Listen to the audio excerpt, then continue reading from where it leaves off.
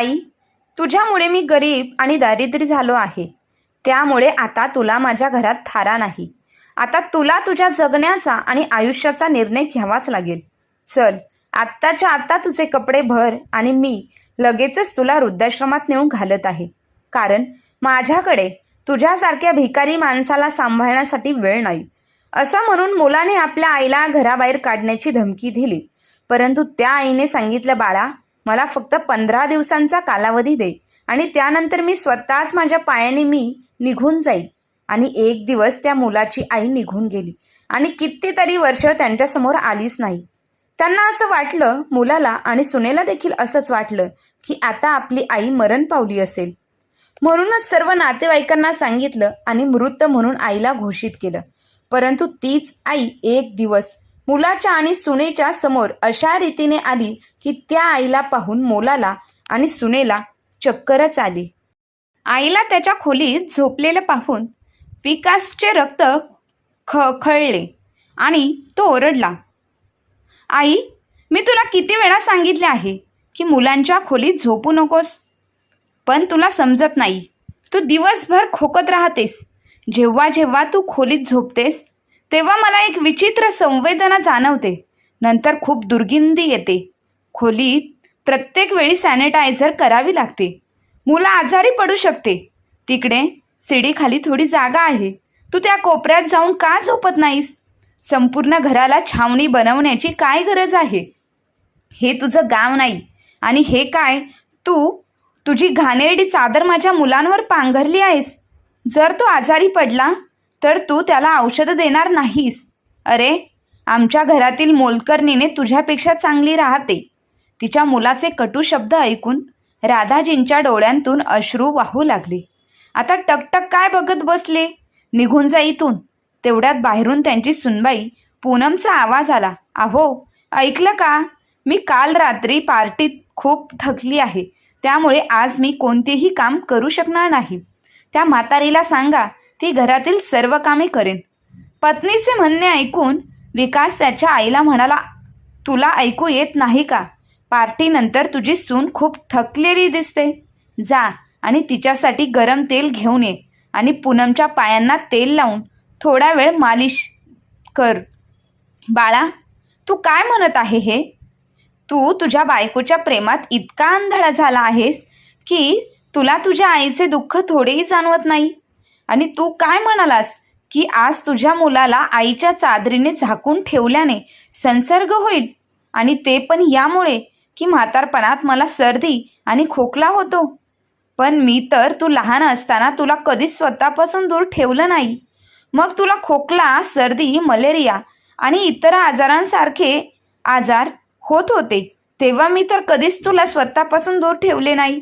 आणि तुम्ही लोक स्वतःला सुशिक्षित म्हणवता. जर शिक्षण घेतल्यानंतर एखादा माणूस तुझ्यासारखा बनत असेल आणि मोठा झाल्यावर त्याच्या पालकांसोबत असे गैरवर्तन करत असेल तर तुमच्यासारख्या सुशिक्षित मुलांची लाज वाटते. त्यापेक्षा अशिक्षित राहिलेलं बरं. किमान तो त्याची सभ्यता आणि संस्कृती तरी विसरणार नाही. का? या दिवसासाठीच या जगाशी एकटी लढून तुला चांगले शिक्षण देऊन सक्षम बनवले होते का? की तू तुझ्या आईचा म्हातारपणी स्वाभिमान नष्ट करशील? मी तुझ्यासाठी सर्व काही केले, पण आज तू तुझ्या पत्नीसमोर एका आईचा आदर नष्ट केलास. असे म्हणत राधाजी तिच्या खोलीत गेली आणि ढसढसा रडू लागली. मी काय नाही केले याच्यासाठी, पण आज त्याने सर्व मर्यादा ओलांडल्या आहेत. आपल्या मुलाला वाढवताना आणि त्याला असे सक्षम बनवताना तिला किती अडचणी आल्या हे फक्त राधाजींचे मनच जाणते. सुदैवाने पतीच्या निधनानंतर राधाजींना एका शाळेत मोलकरीण म्हणून नोकरी मिळाली. शाळेच्या अधिकाऱ्यांनी त्यांचा मुलगा विकास यालाही मोफत शिक्षण घेण्याची संधी दिली. त्याला शाळेतच एक खोली मिळाली. अशा प्रकारे हळूहळू जाऊ लागला. शाळेत साफसफाई करून मुलाला वाढवले आणि नोकरीनंतर त्याचे लग्न पूनमशी लावून दिले. तिला वाटले की एकदा तिची सासू आली की इतक्या वर्षांपासून सहन करावे लागत असलेले एकटेपणाचे दुःख संपेल. पण किती इच्छा असली तरी नशिबात जेवढे मिळणे अपेक्षित आहे तेवढेच मिळू शकते. हळूहळू सुनबाई त्यांचे आयुष्य कष्टमय बनू लागली. तिच्या आंघोळीवर आणि खाण्यापिण्यावरही निर्बंध लादले होते. आज सुनबाई आणि मुलाच्या लग्नाचा वाढदिवस होता आणि राधाजी घराबाहेर असलेल्या एका छोट्या खोलीत आराम करत होत्या. तेव्हा अचानक दारावर जोरात आवाज आला आणि दार उघडले आणि 2 माणसांनी राधाजींना खाटेसह उचलले आणि बाजूला ढकलले. राधाजी घाईघाईने उठून बसल्या आणि त्यांना विचारू लागल्या की तुम्ही कोण आहात आणि ह्या खोलीत काय करताय? आम्हाला ह्या खोलीचा पंखा काढायला पाठवण्यात आले आहे, म्हणूनच आम्ही तुम्हाला बाजूला केलं आहे. आई, त्यातील एक माणूस म्हणाला पंखा काढायला पाठवण्यात आले आहे, पण कोणी राधाजी म्हणाली. त्याच दरम्यान पूनम सून खोलीत आली आणि तिने पंखा लवकर काढायला आणि बाहेर वरांड्यात लावायला सांगितला. थोड्याच वेळात पाहुणे येऊ लागतील. मग राधाजी म्हणाल्या, सुनबाई, तू हा पंखा काढून कुठे घेऊन जात आहेस? आणि मग मी इथे पंख्याशिवाय कशी राहू? इथे खूप गरम होत आहे. आधी माझा कॅमेरा हिसकावून घेतला आणि तिथे खाट ठेवली, ज्याच्यामुळे माझी पाठदुखी वाढत चालली आहे. आणि ज्यात तर हा पंखाही घेऊन गेली तर मी कशी झोपणार? त्यांची सुनबाई पूनम म्हणाली, अगं म्हातारे, तुला राहण्यासाठी हे छप्पर आणि दिवसातून 3 वेळा जेवण मिळतं, त्याबद्दलच तू तुझे आभार मानले पाहिजेत. बघा, आता ह्या वयात महाराणीला बेड आणि पंखाची हवा आहे. त्याला चालायला वीज किती लागते हे माहीत आहे का? त्याचं बिल पण येते. पण हे तुम्हाला कसे कळेल? कारण तुम्हाला दिवसभर झोप येणे आणि उठून चालणे एवढंच कळतं.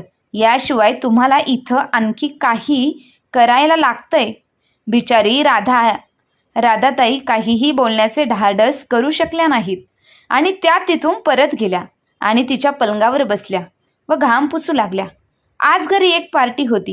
राधाजींच्या मुलाचा आणि सुनेच्या लग्नाचा वाढदिवस होता. त्यासाठी संपूर्ण घर सजवले जात होते. घराचा प्रत्येक कोपरा दिवे आणि पंख्यांनी सजवला जात होता.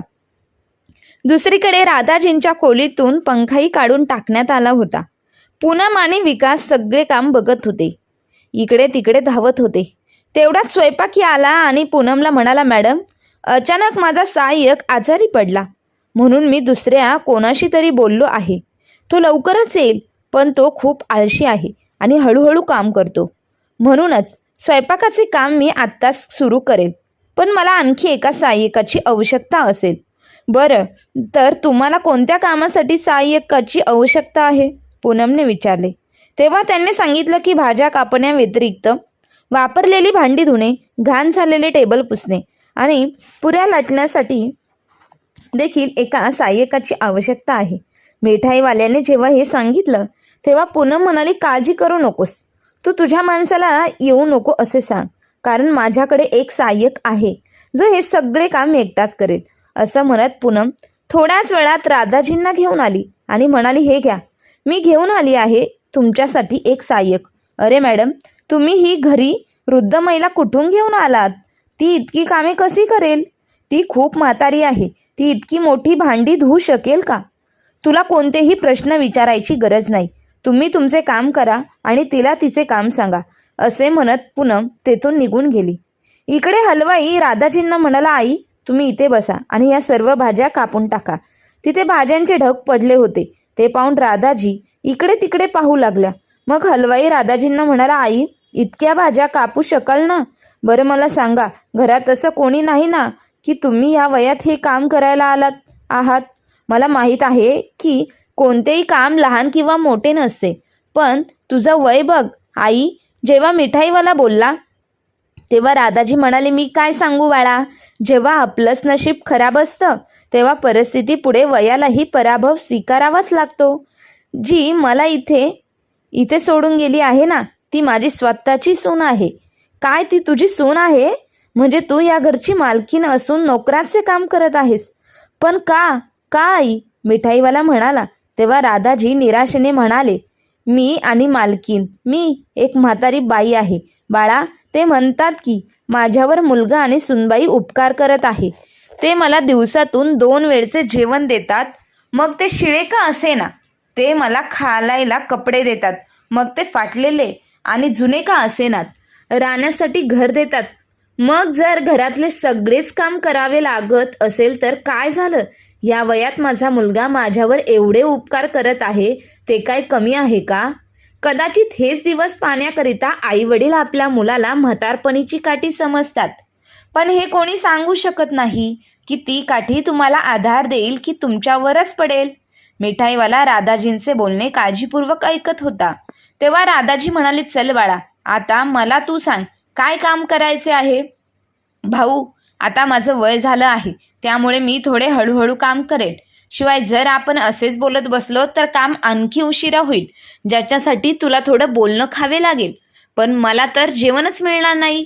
काही वेळाने पाहुणे येऊ लागली आणि जाऊन लागली. मग पूनम स्वयंपाकघरात आली आणि म्हणाली, ए म्हातारे, तुम्ही कोणत्याही परिस्थितीत बाहेर येऊ नका. मी सर्व पाहुण्यांना तुम्ही तीर्थयात्रेला गेलंच सांगितलं आहे, म्हणून चुकूनही तोंड दाखवू नकोस, असे सांगून ती बाहेर गेली. त्यानंतर पार्टी सुरू झाली. राधाजींची प्रकृती दिवसभर स्वयंपाकघरात बसून राहिल्याने तब्येत खराब झाली होती आणि वरून त्यांना कामही करायला लावले जात होते. त्यामुळे त्यांची प्रकृती आणखीनच बिकट झाली. बिकट होत चालली होती. तो मिठाईवाला कधी कधी बाहेर जाऊन पंख्याखाली बसत तर होता, पण राधाजींना बाहेर जाण्याची परवानगी सुद्धा नव्हती. काही तासानंतर मिठाईवाला आला आणि राधाजींना म्हणाला, आई, आता पार्टी संपली असं समजा. मग तुम्ही जेवण करा आणि मग बाहेर जाऊन थोडा आराम करा. राधाजींनाही खूप भूक लागली होती आणि सकाळपासून जेवणाच्या मध्ये बसून त्या एक घासही खाऊ शकल्या नाहीत, कारण पूनमचे संपूर्ण लक्ष फक्त राधाजींवर होते. जेव्हा सर्व पाहुणे निघून गेले, पूनम स्वयंपाकघरात आली आणि स्वयंपाक्याला पैसे दिले. यावर स्वयंपाकी म्हणाला, मॅडम, कृपया मला भांडी धुण्यासाठी एक साबण द्या आणि शामूला काही थोडेफार पैसे द्या, तो सर्व भांडी धुईल. स्वयंपाकाचे बोलणे ऐकून पूनम रागावली आणि म्हणाली, मी कोणालाही काही देणार नाही. जर माझ्याकडे भांडी धुण्यासाठी कोणीतरी आहे तर मी कोणाला मोफत पैसे का देऊ? आणि तुमच्या शामूला सांगा, जे काही अन्न उरलं आहे ते घेऊन जा आणि तुम्ही ते घेऊ शकता. मी यापेक्षा जास्त काही देऊ शकत नाही. पण मॅडम, इतकी मोठी भांडी या बिचाऱ्या आईला ती कसे धुणार? पाठीवर इतके पैसे खर्च केलेत तुम्ही, तिथे जर अजून थोडे पैसे खर्च झाले तर काय नुकसान आहे? बिचाऱ्या त्या गरीबाचे पण भलं होईल, मिठाईवाला म्हणाला. तेव्हा पूनम म्हणाली, तुला बरी खूप काळजी आहे ह्या म्हातारीची. तुम्हाला तुमच्या कामाचे पैसे मिळाले आहेत ना? आता तुम्ही तुमचा रस्ता पकडा. मी इथे समाजसेवा करण्यासाठी बसली नाही आणि मी इतके अन्न मोफत देत आहे, त्याची काहीच किंमत नाही.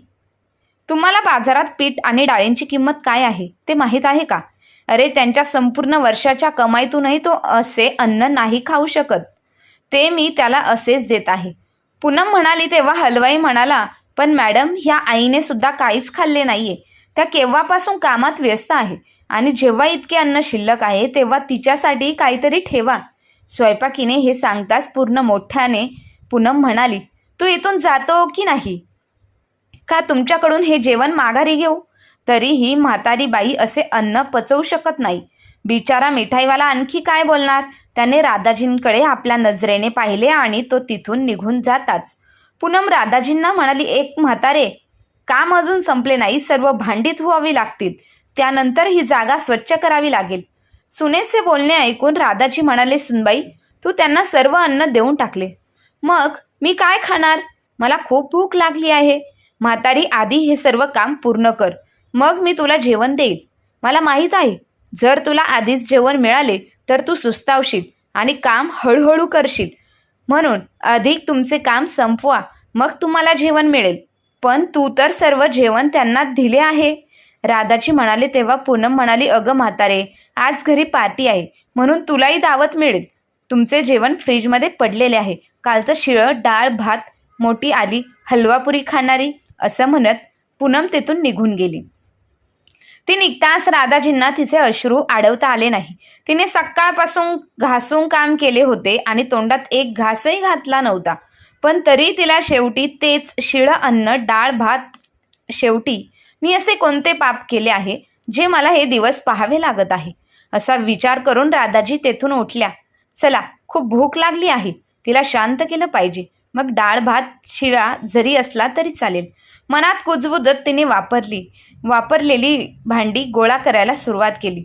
पण जेव्हा तिने भांडी घेतले आणि त्याचे झाकण काढायला सुरुवात केली तेव्हा तिला आश्चर्य वाटले, कारण त्यात काही अन्न शिल्लक होते. तिला समजले की हे त्या मिठाईवाल्याचे काम आहे. सर्व अन्न घेताना त्याने माझ्यासाठी सर्व भांड्यांमध्ये काही अन्न ठेवले. राधाजींनी स्वयंपाक्याला आशीर्वाद देण्यास सुरुवात केली आणि लवकर जेवण करायला सुरुवात केली. जेवणानंतर राधाजी खूप प्रयत्न करून मोठी भांडी धुत होत्या तेव्हा तिचा मोठा मुलगा विकास तिथे आला आणि म्हणाला, आई, तू इतकी हळूहळू का करत आहेस? थोडं लवकर कर. तू एवढं खातेस ते कुठे जाते? हे ऐकून राधाजी म्हणाले, बाळा, खाते तर खूप, पण ते अन्न नाही. माझा आदर तर माझा सन्मान का माहीत नाही?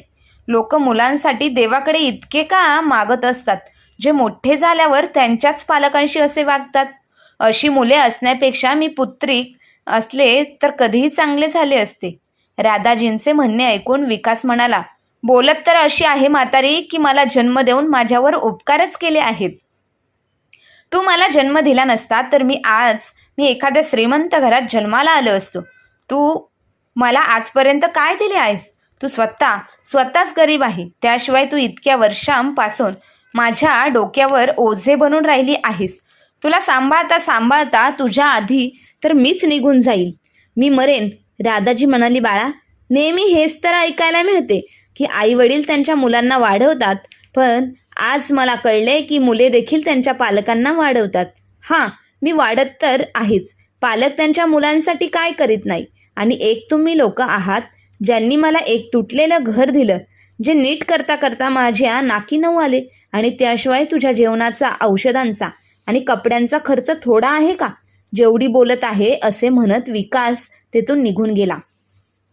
तिच्या मुलाचे बोलणे ऐकून राधाजींचे डोळे अश्रूंनी उभरले आणि ती विचार करू लागली की मुले का विसरतात की त्यांचे हे जीवन आई वडिलांचे एक वरदान आहे, जे ते त्यांचे संपूर्ण आयुष्य देऊनही परतफेड करू शकत नाही. राधाजींना आता या सर्व गोष्टींची सवय झाली होती. एके दिवशी राधाजी घराची अंगण झाडत असताना तोच मिठाईवाला तिथे आला. त्याला पाहून पूनम अंगणात बसून फोनवर बोलत होती. ती म्हणाली, काय झालं? आता काय हवंय? मग मिठाईवाल्याने सांगितलं की बहुतेक त्या दिवशी मी माझी एक मोठी कढई इथेच विसरलो आहे, म्हणून मी ती घ्यायला आलो आहे. मग पूनम म्हणाली, ठीक आहे, स्वयंपाकघरात जाऊन तपासा आणि ए म्हातारे, तू पण त्यांच्यासोबत आतमध्ये जा, नाहीतर तो आपलं एखादं सामान चोरून घेऊन जाईल. आपण ह्या लोकांवर विश्वास नाही ठेवू शकत. पूनम म्हणाली. मग राधाजी मिठाईवाल्याच्या मागोमाग स्वयंपाकघरात गेल्या. ती स्वयंपाकघरात येताच मिठाईवाला म्हणाला, आई, ऐक माझं, इथं कोणतीही वस्तू राहिलेली नाही. मला तुला भेटायचं होतं, म्हणून कढईचे कारण बनवून मी इथं आलो आहे. तू त्या दिवशी मला सांगत होतीस ना की तुला खूप छान हलवा आणि खीर बनवायला येते, म्हणून मी तुझ्यासाठी एक आनंदाची बातमी घेऊन आलो आहे. आता नवरात्र चालू आहे, म्हणून एक मोठा सेट भंडारा आयोजित करत आहे. जर तू त्या भंडाऱ्यात छान हलवा आणि खीर बनवली तर विश्वास ठेव, तुमचं आयुष्य बदलून जाईल. पण मी इथून कुठेही जाऊ शकत नाही. मग मी इथे तिथे कशी जाणार? आणि मी पहिलीच माझ्या मुलाच्या आणि सुनेच्या गुलामगिरीला कंटाळली आहे. जर त्यांना माझ्या ह्या कामाची माहिती मिळाली तर ते मला घरी आणि बाहेर दोन्ही ठिकाणी काम करायला लावून पैसे पिसून टाकतील. नको बाबा नको, तू ते सोडून माझ्यासाठी इतका विचार केल्याबद्दल धन्यवाद, पण मला माझी प्रतिभा कोणालाही दाखवायची नाही. राधाजी म्हणाल्या. मग मिठाईवाला म्हणाला, आई, तुम्ही काहीतरी दुसरे निमित्त करून इथून निघून जा. बघ आई, तुम्ही तुमच्या मुलाची आणि सुनेची गुलामगिरी का करता? कारण तुमच्याकडे पैसे नाहीत. जेव्हा तुमच्याकडे पैसे असतील तेव्हा तुम्हाला कोणाचीही गुलामगिरी करावी लागणार नाही. जरा विचारा याबद्दल. आणि हो, हा माझा फोन नंबर आहे. जर तुम्हाला हे करायची इच्छा झाली तर ह्या नंबरवर कॉल करा. एक गोष्ट लक्षात ठेवा, तो काही छोटा मोठा व्यापारी नाही, तो मोठा हलवाई आहे. असे म्हणत मिठाईवाला तेथून निघून गेला. दुसऱ्या दिवशी पूनम राधाजींना म्हणाली, ए म्हातारे, आज फक्त माझ्यासाठी जेवण बनव. ते आज बाहेर जेवतील आणि तुझं खालचं शिवाय शिळं जेवण फ्रीजमध्ये ठेवलं आहे. राधाजींना रोज शिळे अन्न मिळत असे, पण आज पूनमने हे सांगितल्यानंतर त्यांना खूप राग आला आणि त्यांनी जेवण बनवून मंदिरात जाण्याच्या कारणाने त्या स्वयंपाकाला फोन केला आणि त्या कामाला होकार दिला. आता जेव्हा स्वयंपाकी म्हणेल तेव्हा राधाजी तिथे जायच्या. त्या सेठच्या घरी खीर पुरी बनवल्यानंतर त्याच्या उत्तम जेवणाच्या क्वालिटीने त्या एवढ्या प्रसिद्ध झाल्या की अनेक लोकांनी त्यांना त्यांच्या घरी पूजेसाठी भंडारा तयार करण्याच्या ऑर्डर दिल्या. ती आता बहुतेकदा मंदिरात जाण्याच्या बहाण्याने घराबाहेर पडू लागली. पूनमला याबद्दल संशय आला, पण तिने विचार केला की घरकाम करून जात असेल तर जाऊ द्या. तिने हे कधीही विचार केला नव्हता की ती म्हातारी बाई, जिला ती गरीब, अशुभ आणि दुर्दैवी म्हणत असे, ती इतके काही करू शकते. असेच काही महिने गेले आणि राधाजी प्रसिद्ध होऊ लागल्या. एके दिवशी विकास घरी आला आणि पूनमला म्हणाला, ऐक ना, व्यवसायात खूप तोटा होत आहे. जर हे असंच चालू राहिलं तर मला भीती वाटते की लवकरच आपल्याला हे घर विकावे लागेल. हो, पण हे घर विकल्यानंतर आपण कुठे जाणार? पूनम म्हणाली. पूनमने हे विचारल्यावर विकास म्हणाला की मी गाड्याने घर पाहिले आहे. आता आपण त्यात राहू आणि या वृद्ध महिलेला वृद्धाश्रमात सोडू. आपण दोघेही आपले घर चालवू. ह्या वृद्ध महिलेचा भार कोण उचलेल? दुसऱ्या दिवशी विकास राधाजींना म्हणाला, चल आई, तुला वृद्धाश्रमात सोडावं लागेल. आता मी हे घर कोणाला तरी विकतोय, म्हणून मी भाड्याच्या घरात जाणार आहे. आता अजून तुमचा भार मी उचलू शकत नाही. आज तुझ्यामुळे माझी अवस्था बिकट झाली आहे. तू तर गरीब आहे आणि मलाही गरीब केलंस. मला ही गरिबी केलं आहेस ना. नेहमीच माझी प्रगती तुझ्यामुळे थांबली आहे.